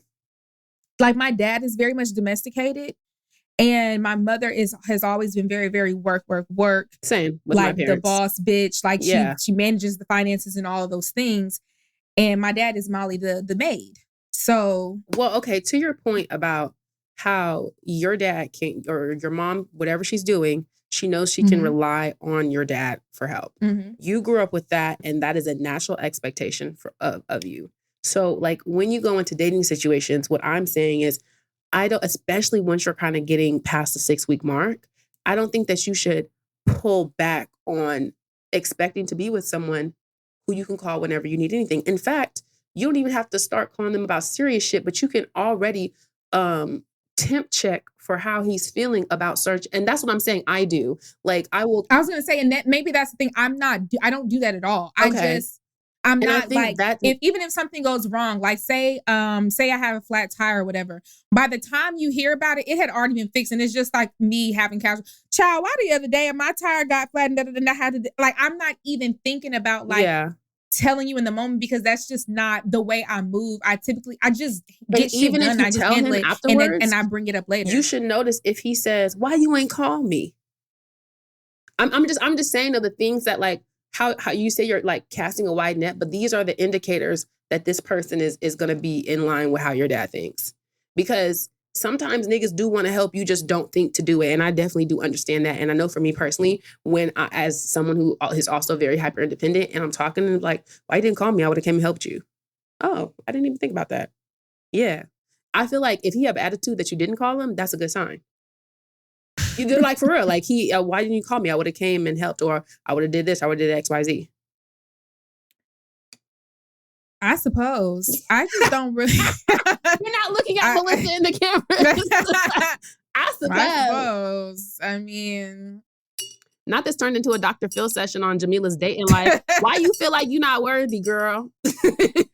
I do. I just don't. These men are just. It's just not happening. Like, so I don't have expectations. I just, like I said, I take it day by day. Today was a good day. See you tomorrow. We're gonna take a break. And we're back. So Jamila and I are about to get into our segment, Spin It. It's where you send your messy, low-down, salacious, disgusting scenarios in. Now, full disclaimer, Jamila and I are not PR professionals. We just simply studied PR in college, and we love the hustle. And we'll help you put a good spin on your story. Now, keep in mind, the advice might be unhinged, and it may be immoral, but that is literally what PR is. It's not always ethical. It's how you're going to get out of your pickle dick. So Jamila, what do we have this week? So, guys, before you send in your Spin It, 2 things I want y'all to do. Please include ages of people involved because it matters. It does matter. It matters for our advice, the type of advice we'll give. And number 2, if you are going to use fake names or aliases, please use names. Don't be doing friend A, B, C, 1, 2, 3. I'd be too confused. I don't know if I'm dyslexic. I was about to offer if I should read it, Jamila. It was so damn confused. Too much. I was having a damn stroke. So just go ahead and give them fake names so I can make sure the story go along because I'm going to get confused. Okay, auntie, not that sure. And don't forget the email is @unhingedanyMoralPod@gmail.com. All righty, let's get into it. First of all, love y'all down, but let me get right to it. I have these 2 friends. They are not necessarily friends, but they are by extension of me. We have a group chat. We've gone out together. They've given each other advice, things like that. So anywho, we'll just call them Brianna and Catherine. Brianna and I have been friends for about 12 years. Catherine and I have been friends for about 6 years. Catherine and her man are going through a separation. Brianna knows this and Catherine's man as well. We have all hung out at bars and whatnot. One night, Brianna and I go to the bar and she's like, oh, come with me. I'm about to meet this dude at the spot. Get to the spot. Lo and behold, it's Catherine's man. I stopped dead in my tracks. I'm like, the fuck is this? So he's acting like everything cool. Brianna is hugged up on him. And I'm like, y'all know I'm telling, right? Y'all dead wrong. Brianna is like, that's not my friend. That's your friend. I just want to know what y'all would do in this situation. That's so short, sweet, and to the point. Oh, shit. Well, shit. Y'all are in a group chat? She out of line, girl. She out of fucking line. Oh, she's out of line, but she's also crazy as fuck for inviting you over to see her doing some salacious ass but shit. You know what? Why was it Brianna? Who was with whose man? Brianna was with. Brianna was on Catherine. Okay, so Brianna did that to get it out the way. You know what I'm saying? Mm-hmm. Because and you know what? I damn near respect Brianna. I damn near respect Brianna for at the top inviting you because she said, that's not my friend. You are the anchor and the link between us, the 2 of us. And I just want to go ahead and get this out the way. I'm fucking this lady man. And it's not a secret. It gives I'm not sneaking around. If she was, she don't need to know my tea. If she was willing to invite you and she knows you're that girl's friend, it is absolutely not a secret. They'd be outside together. And they've been outside together. Wait, hold on. I need to figure out which ones was getting a separation. It's Catherine. Catherine and her man. And she been friends with Catherine for. Well, yeah. She gave years. Who was Catherine was 6 years and Brianna was 12. Brianna and I have been friends for 12 years. That's your best Judy though. Well, maybe and not, that's why Brianna had you. And that's why Brianna don't give a damn because y'all been friends so motherfucking long. She said, "Girl, you was my friend first. I don't give a fuck." I don't know that lady. I think you should tell Catherine though. I think you should absolutely. But you know what? Because you are put in a predicament where it's not one of those things where because you are friends with both of them, like you are probably equal friends with both of them, but they are not friends. So like Katie's not in the wrong. I mean, Bree is not in the wrong, right? But that's still Katie's nigga. You're in the middle. You're friends. Some girls would argue Catherine is wrong though because of the fact that they're on a group chat together and that they've hung out. I'm sorry. Some girls would absolutely argue Brianna's in the wrong because of the fact that they've interacted and they've done all these things. But I think that goes back to who do you consider a friend and an acquaintance? And as you get older, it's a bit. However, if a bitch is in a group chat with me, that don't mean we're friends. Yes, but like my nigga that I'm separating from, like I would be. That's out of pocket. That is like Brianna. Like you wouldn't feel some type of way. Brianna's out of pocket. She's out of pocket. Brianna is out of pocket, but I do understand Brianna being like, that's not my friend. But you know what else? But you know what else? It would be one of those things where it's like, oh, bitch, you're weird, and I would just never talk to you again. But it wouldn't be on some like I'm gonna. Jamila, because if you think about it, you know what this tells me? Because she said they've all been in and they've shared space. Catherine Man been looking at Brianna. Catherine Man been oh for sure, and they probably been fucking. That's probably why they separated, and that's probably why Brianna at the top wanted to let you know what the fuck was going on. She didn't want to be creeping with that nigga no more. Ooh, I feel like as far as the spin it, we need to spin it for all three girls. Yeah, okay. This is a fun one, y'all. So first of all, we need to actually spin all three. Brianna, you're very easy. As you said, that's not your friend. You can absolutely argue just because we have a mutual friend, just because we've been in shared spaces. And even if we're in a group chat, we're all in group chats. I'm not friends with every person I'm in a group chat with. I would consider them like acquaintances and different things like levels. I think Brianna will have the easier spin because she can definitely say, anytime someone rebuttals with, oh, y'all been outside together. Yeah, because we have a mutual friend. Like, and you can keep fucking him. And as far as how you deal with your friend, like, you can't get mad if she wants to tell Catherine. I was going to say, I think the hardest spin it is going to be for the girl who wrote this in. Because from either perspective, you can see like, oh, you going to stay with your friend you've been with 12 years, or you going to do what's quote unquote right and wrong. I think that you should since you have a group chat, you should make that bitch tell her in the group chat. Say in the group chat. Yeah. Don't put it on yourself. And I would say, like I was going to say, make her be the one to spill the beans so that you don't have to spill. And then whenever your friend Catherine confides in you, then you can be like, yeah, I did. Like, I told her to tell because I didn't, da-da-da-da. Like, you can kind of play it both sides, to be honest, if you want to keep both your friends. But what's going to have to happen subsequently is they can't be friends anymore. That's not going to happen anymore. But you can maintain both of your friendships. Yeah, like. But honestly, Catherine, but you have to think of it from the perspective, Catherine might want her to choose up. Like, this is that type of situation where she could lose her friend, either one of them. So the spin it has to be, how can you take yourself out the situation without looking like a sucker? Because I will say, I haven't been in this situation per se, but I've seen it happen and known all parties involved. And the mutual friend saying you don't want to get involved is not the answer you think it is. You're already involved, beloved. You in it now, little sister. You in it too now, you're in it. Yeah, it's one of them things where sometimes neutrality is a choice. Yeah, I was going to say neutrality is not going to look good in this particular situation. That choice is choosing. Like, sometimes you think you're not that what was it saying? When you stay silent in the face of oppression, you've sided with the oppressor. Like, staying silent in this situation is going to give that. It's going to give that. So I think what you should do is spend most of your time catering to your Catherine friend, only because she's the one that's going to be shit out of luck right now. She's losing her nigga and she's going to feel like she's losing her friend. Brianna's good. She got a new nigga and she don't really give a fuck about Catherine. Here's the thing. She probably is not going to be too mad at you either way you go. Like, she's she's more so because she knows she did some fucked up shit. So she probably like, that's why she want to get it out the way. Be put on the back burner. Yeah. You can put her on the back burner for now. Focus on your friendship with Katie. Be there in her time of need while she's separating from this nigga and realizing that, you know, her acquaintance / friend is kind of bogus as fuck. So she's going to have to go through that. So you're going to have to be more of a friend to her and kind of let Bree sit to a side. But then after a while, you can be like, Catherine, you know, I'm still friends with her. You know, I still feel I like her as a friend. And, you know, I'm not going to put you in a situation where you have to be like around her and shit like that. But, you know, we cool. Like, she cool with me type shit. So what I really, really think you're already in a group chat and Brianna doesn't give a fuck because, again, she only invited you because she's already in the wrong. She knew it's going to look like in the wrong. She would be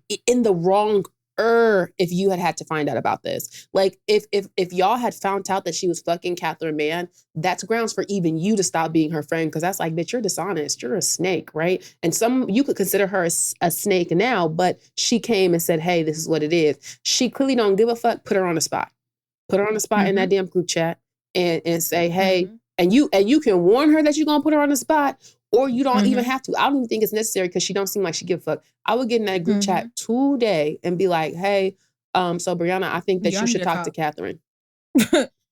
You two bitches got something to talk about. And then when she say play dumb, if she try and play dumb, Brianna, stop playing dumb. You know, you need to tell her something. After that, do what Jamila said, bag back. You can, especially since you already told them at the top that you're telling Catherine, but you don't have to tell Catherine because that, you know, the thing about it is psychologically, even though you're not the one doing the wrong, people don't want to hear bad news. So you could still be categorized as a bad guy. Like, you don't want to be like, make it come from the actual villain in the situation.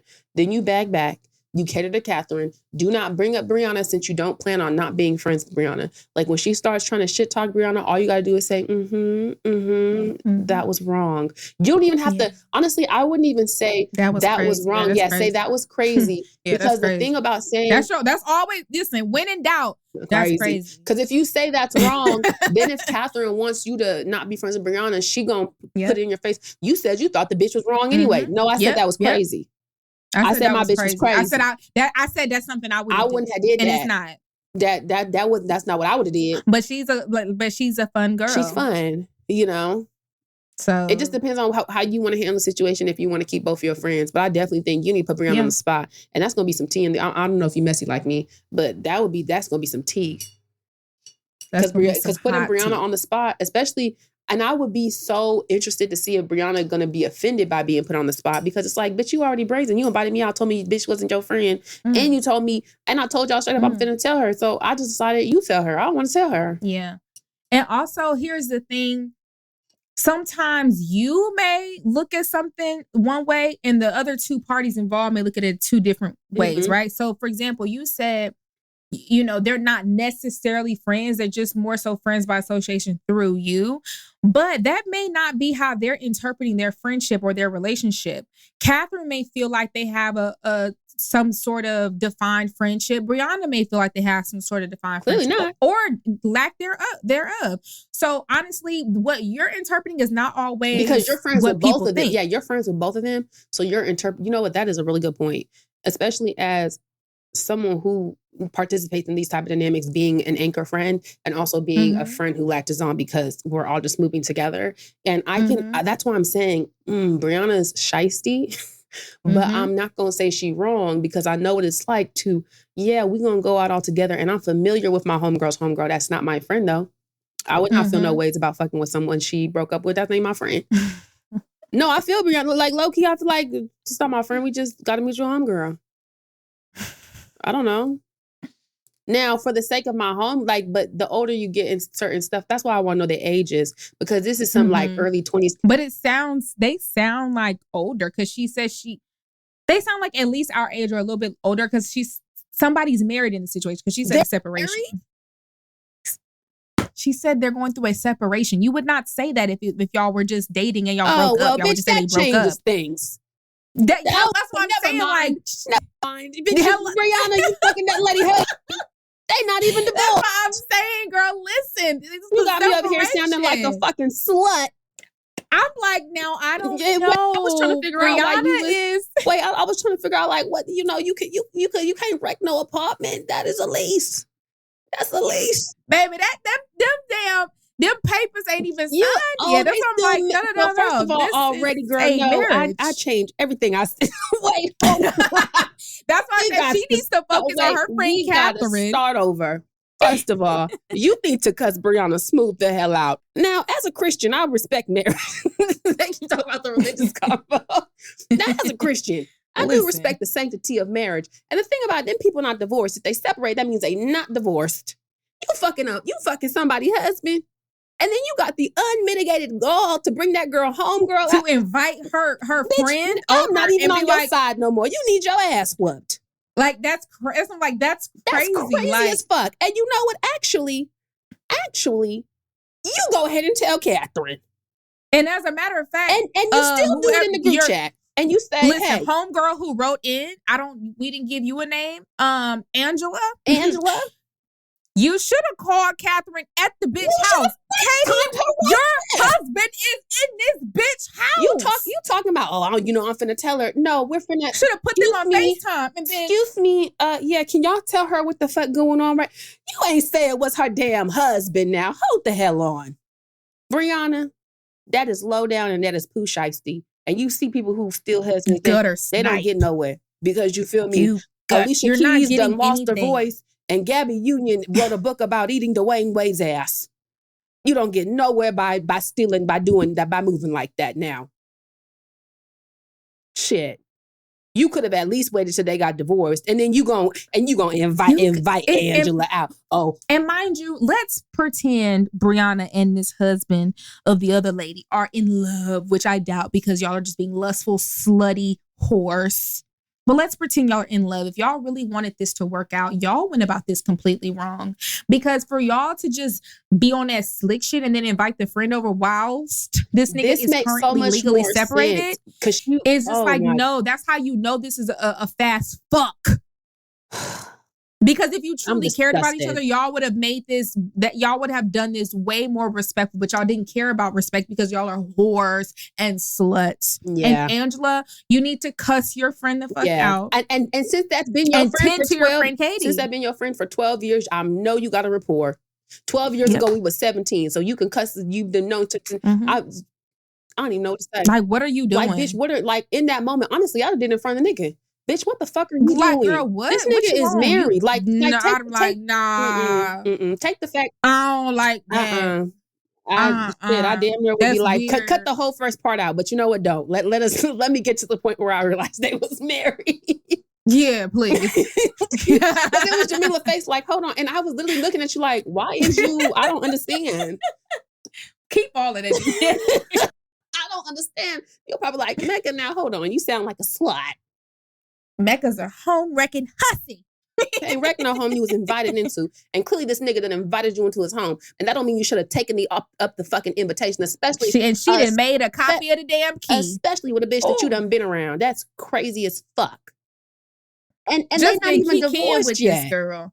Because separated been on double dates with this bitch. Separated means... And I'm going to say this. Brianna, I know this oh my God, Angela, I know this your friend.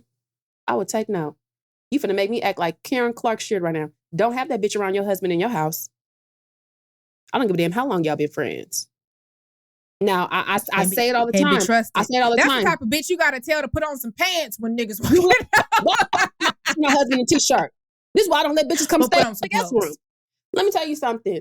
I don't think that you can wreck a home that you was invited into. Y'all will never get me to say that always in the comments. Oh, y'all never blame man. Y'all never blame. No, it is absolutely the man's fault. It's whoever is in a committed relationship. It's their fault. We're not going to sit here and act like the person who's participating is the most morally upright. Love Ariana ponytail down. And is she finna be around my nigga? Is she finna be around your nigga? And at this point, we can't even get mad at Ari. This is just who Ari is. She's just like the fly sometimes. And I love her for that. Like, I can appreciate her. She wants your nigga. She gonna get your nigga. So since I know that about her, is she gonna be around? I respect a bitch who stay on that. I respect a bitch who just simply is just that. Be like, yourself. nah, I'm a nigga stealer. That simply is that. Right. I don't know. There's something about fucking somebody else's husband that just do it for me. I respect that. Will you ever be around my husband? Absolutely the fuck not. Probably not. Angela, not without no chain. Angela, you need to cuss Brianna smooth the fuck out. And you need to do it in that group chat because this is a moral situation. This is a right or wrong. I feel like the one thing I can say, especially getting older, you can hold your friends accountable without being judgy. And if this is something that you don't necessarily agree with, like if it was me and Jamila, and again, now they will say in the comments, y'all are only girls conditionally. Like you're not a girl's girl if it's your homegirl. And I can somewhat agree with that because let me tell you, if I knew my homegirl was fucking someone's husband, would I agree with it? But I don't know his wife. I don't have no relationship with that lady. Am I going to be like, oh yeah, cool? No, yeah, I'm not going to stop being friends with you. Am I going to make a joke every chance I get? Yes. Because I don't agree. Am I going to call her a home-wrecking hussy on the low and on the high? No, I'm going to do it to her face. Like I'm going to say, I'm not going to be fake. I'm not going to, she's not going to think this is something that I agree with, but I'm not going to not be friends with her. Your dad like here is you're friends with both of these bitches. So you actually do have like a moral situation going on here. Mm-hmm. And so it is going to look crazy if you do not condemn Brianna for her behavior right now. Unfortunately, you're in a pickle dick. And you got to do it in front of both them bitches so they know morally where you lie. That's just simply that. Mm-hmm. And also make it clear that most of the onus is on the husband. Because I also think that's where women get it fucked up at. I want to make that clear. Make it clear that nigga is they focus too much on the bitch. Exactly. Make sure the nigga gets nothing out of this. Do you get what I'm saying? He should be starving. Like the thing is, you're not the most morally upright individual if you choose to participate. But if we're talking like percentages wise, it's giving for me. I always say it's like a 85, 90, 15 to 10 because this bitch not in a relationship. She don't owe me nothing. Yeah, like it's all on you, yeah. but I'm just not finna fake the funk like you got good principles and a good foundation. You don't. Because it's just the fact that there was some, even if they're not the best of friends, you don't have to be the best of friends to not fuck that person's husband. You know, if I have any, like, if my husband's gonna cheat on me, please let it be with a random bitch I've never met. Like, why would you cheat on me with a bitch I've been in community with? Line ball that nigga is, and why he needs belt to ass too. Because why are you shitting where we all sleep? Shitting in my mouth is actually what you're doing. You know I be around this bitch. And up until this point, I would hypothetically have to still be around this bitch because is Angela married? Because this is now you done put Angela in a predicament. Angela gets married. Now she can't invite Catherine, Brianna, or she, you know what I'm saying? Because like, what is this? Because if they're all like, right, because if she's married, then, you know, the niggas be friends. It gets convoluted and sticky icky. Why would you do that, Bree? That dick wasn't worth it. It wasn't worth fucking up other shit. If you gonna be fucking husbands, go fuck some random bitch husband. Don't do that in your circle, even if it's a semicircle. Because bitch, even if you're not friends, what you can be said is y'all run in the same circle, and that's to my point about earlier. And that's too fucking close. Too fucking close to be fucking someone's husband. Now I can get with you and be like, that bitch is not my friend. I absolutely understand that, but if you in a group chat together, that means you are in the same circle. You should not be fucking no one husband. You shouldn't be fucking anyone's husband in general. But if you're gonna fuck someone's husband, it shouldn't be a bitch you in the same circle with. Point blank. Period. That's crazy. That's messy. That's even a bit too messy for me, and I'm a messy ass bitch. Yeah. That's crazy. I need your ass whooped. And you're liable for an ass whooping. So and don't be surprised. And I'm sure Catherine know where you live. If Catherine wanted to run up on your house, girl, she had well within her rights. And she's well within her rights. Because usually I don't condone beating the bitch ass. Because that's a whole usually issue. I would not say beat the bitch ass in this situation, but because the bitch know you and y'all run in the same circle, you now get full authority to whoop her ass. Because that's the whole thing why they won't get up off Brene neck. It wasn't that you fucked that lady husband, it's that you knew that lady. Yeah. You ain't gotta be the lady's friend. And it's too close. Because even if it's just a lady you know from the grocery store and you say once a week, I would even been like, well, that's out of pocket. But okay, y'all now it's clicking. Oh, we've been in the same space. We go out together. We're in a group chat. Brianna Jack. Probably been at that lady house. That's what I'm saying. She probably know where she lives. You dead wrong, bitch. You done seen these. Dead wrong. Girl, Brianna, you got to go to hell. I hope you send this to her. You send this to her. You send this to her. And you send it to Catherine. To Catherine, you are an amazing, loving woman. You going to be all right. Fuck these bitches. And damn near, Angela, you might have to choose up, girl. I don't know. Catherine. Because Catherine will also be well within her rights at this point to be like, if you friends with that bitch, I don't fuck with you. Catherine will be absolutely in her rights and well within her rights to do that. Absolutely. I mean, that's what good luck to you. Because that's what I would do. Good fucking luck, bitch. That's your friend? Girl, fuck you and her and him. Fuck all y'all. We're going to take a break. And we're back. We are finna read some of your comments that y'all leave us on various platforms. We absolutely love this part. So we get to hear y'all's thoughts of the episodes and how you're liking the podcast so far. So please be sure to leave your comments and we'll be sure to read them online. If we don't read them online, we will read them anyway because we love to hear y'all's thoughts and opinions.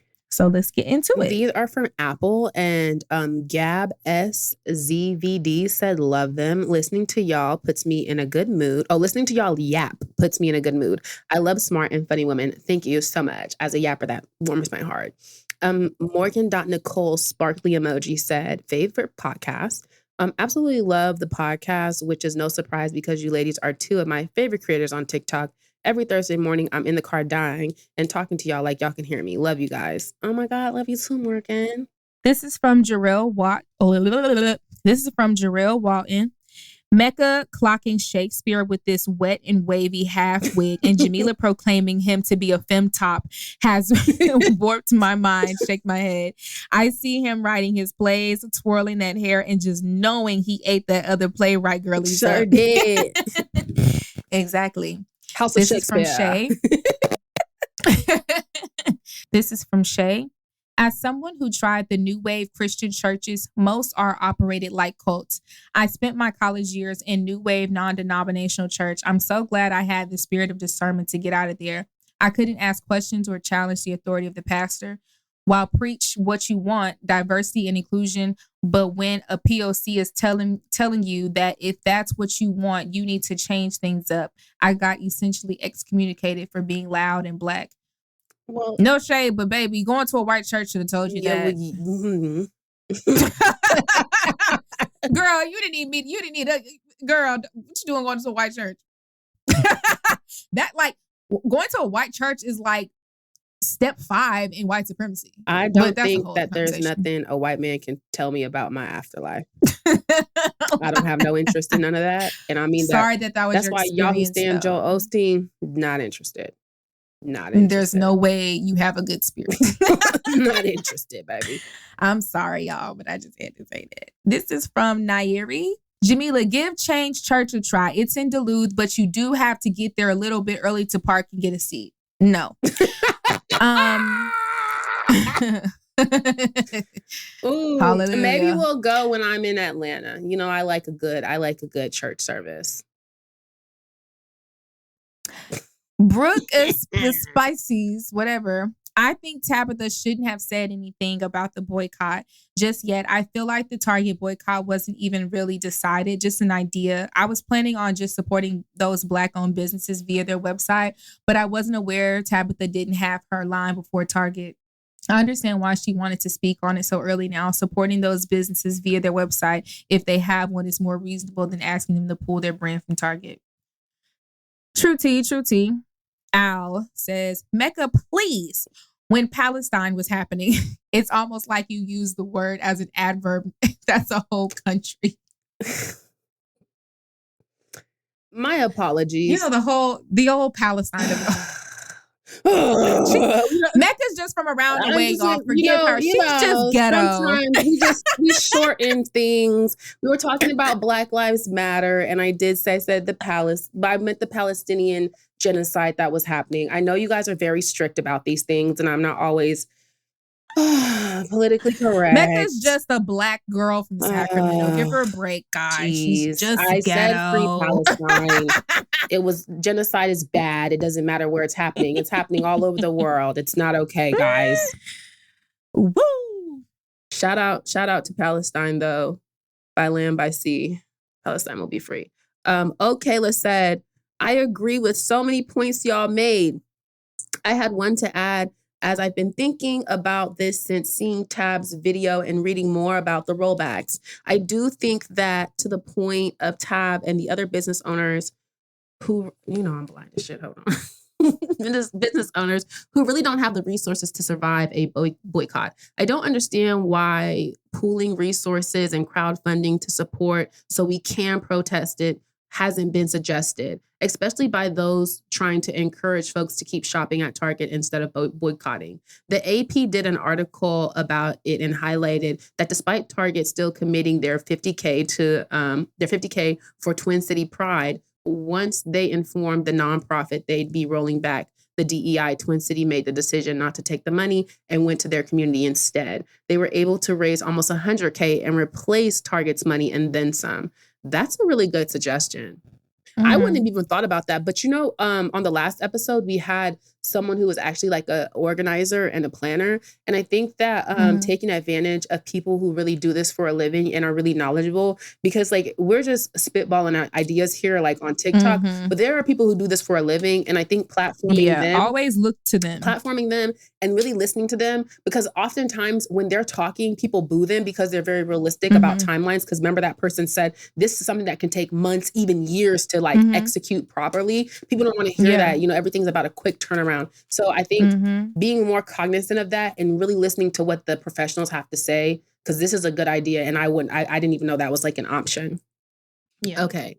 Ayana 3175 said, the religion portion, chef kiss. I literally have been the one questioning since a child. And as I've gotten older, because of what I've been told or told to believe, it never made sense. And a few people I know are super Christian. And sometimes I find myself asking, is it me? When I see them repost something religious and I don't believe or agree. Yes, I do go to church and I love my pastor down, but I can't bring myself to be a part of a religion that people do things in which said religion is against. Great episodes, cousins. Love y'all down. That's super fair. Because, you know, one thing about the church, them niggas be in there fucking. But when I talk about everybody else, child, them drummers be trying to fuck you. Some of them fuck good, too. I can't tell y'all how I know that, though. Sinlinthia Nicole.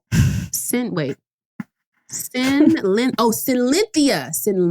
Oh, I like that. Sinlinthia Cole said, the quotables in this episode alone need to be in the end of the year recap. Jamila and the you atheist Satanist bitch had me cackling out loud. The religious point of the episode was very well done. Thank you. CYU band said, we have to bring gay back to the church, please. And then just Quiana said, a barbecue could actually be a cute little event. Oh yes, like a Barbie themed barbecue. I saw that comment. I saw the other comments about people being like, oh yeah, Mecca is saying barbecue. Excuse me, I just like a cute little barbecue. I had some barbecue when I was in Dallas too. It was pretty good. Some good brisket. Well, Jamila, are you looking into the camera? What are you doing? Yeah, wrap it. I was gonna say you just stopped. You texting a nigga. You know, done with the podcast. I was gonna say I'm so disillusioned. We recorded a double episode today. I know you might could tell. Like we're at the tail end of this. We just simply changed outfits, but thank you guys for listening. Sometimes when I get disillusioned, my eyes start to separate like a chameleon. You go cockeyed. I just do that too. So I kind of had to knock them back into place and be back regular. Period. Well, don't forget to like, comment, subscribe, keep up with us, and we'll see you guys next week. Happy Valentine's Day. And subscribe to the Patreon. Oh, yes. Shameless plug. Shout out to everyone who has subscribed to the Patreon in the last month since we started it. Like, y'all are so lit. We are pumping content out. And we hit 400. I know we hit 400 subscribers. Y'all are really engaging with us too. Like, you know, when we were first getting subscribers, people were like kind of hesitant, but now I'm seeing like people commenting. We have been putting out videos every other day. We actually need to record our Insecure rewatch video still. And we're just really having fun with it. So thank you guys so much for your support. The link is in both of our link trees. It's $3 per month. And, you know, the price of a coffee. I don't know. It's so low, you'll forget about it. Exactly. But thank you guys so much for another episode, and we'll see you next time. Bye. Unhinged and Immoral is hosted by Jamila and Mecca. Produced by Melisa D. Monts and Diamond MPrint Productions. Post-production by Coco, Llorens. Production assistant by Melanie D. Watson. Music by Audie and Brooklyn Billionaires. And graphics by Claudia, Choi.